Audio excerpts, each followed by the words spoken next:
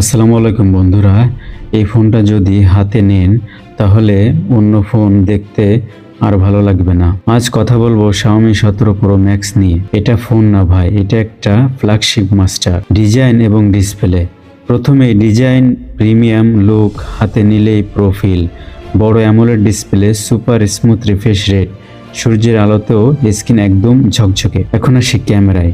Xiaomi 17 Pro Max মানে DSLR লেভেলের photography, দিন হোক বা রাত, ডিটেল একদম শার্প, ভিডিও করলেই স্টেবিলাইজেশন একদম স্মুথ।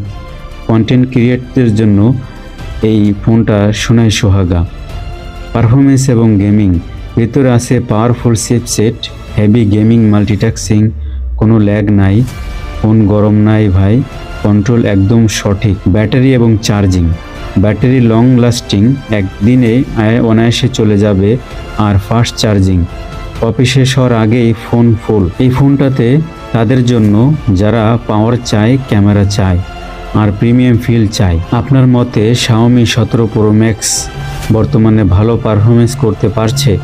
যারা 17 Pro Max ব্যবহার করছেন তারা কমেন্টে জানাতে পারেন। আর এমন টেক ভিডিও পেতে ফলো সাবস্ক্রাইব করবেন। ওকে, আল্লাহ হাফেজ।